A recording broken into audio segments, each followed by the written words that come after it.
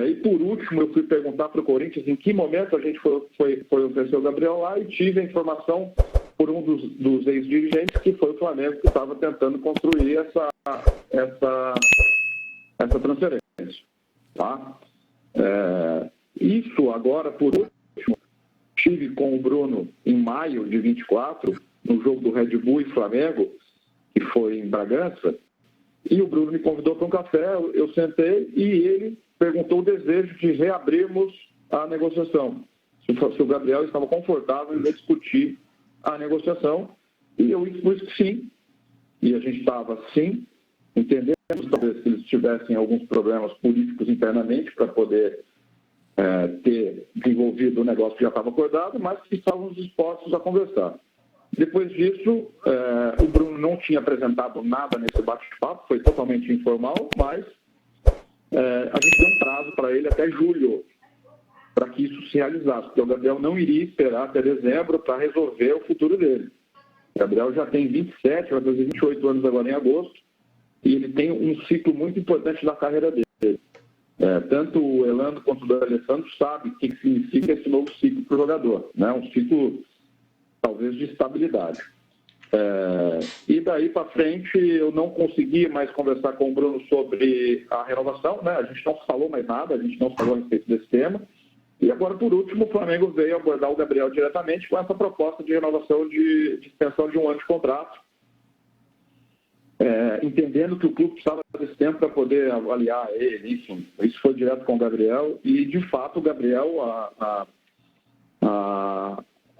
no momento, ele estranhou isso, óbvio. A gente imaginou que talvez viria alguma coisa do Flamengo, sim, mas nunca imaginamos que o Flamengo ia propor 1 ano de contrato, extensão de 1 ano de contrato, independentemente dos termos financeiros, para ele ficar mais 1 ano. E aí, óbvio, na hora ele negou isso e aí ele entendeu o que estava acontecendo e aí a gente discutiu o tema e resolvemos daqui para frente começar a trabalhar de fato a saída dele do Flamengo. Está muito claro que o Flamengo não tem interesse esportivo na renovação dele.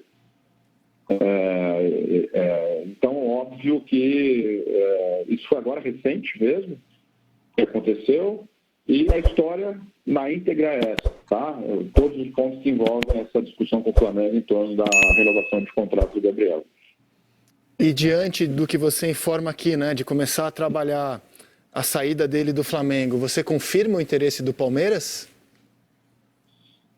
Olha, a gente tem lido muito mais coisa do que presenciado, tá? Então, assim, a gente sabe que o Palmeiras gosta dele, a gente já teve discussões anteriores lá atrás disso, mas o Palmeiras não fez uma nova abordagem em relação a discutir essa transferência agora. Até porque o Gabriel fica livre em dezembro de 24, ou seja, a partir do dia 1º de julho ele pode assinar um pré-acordo onde ele sai livre.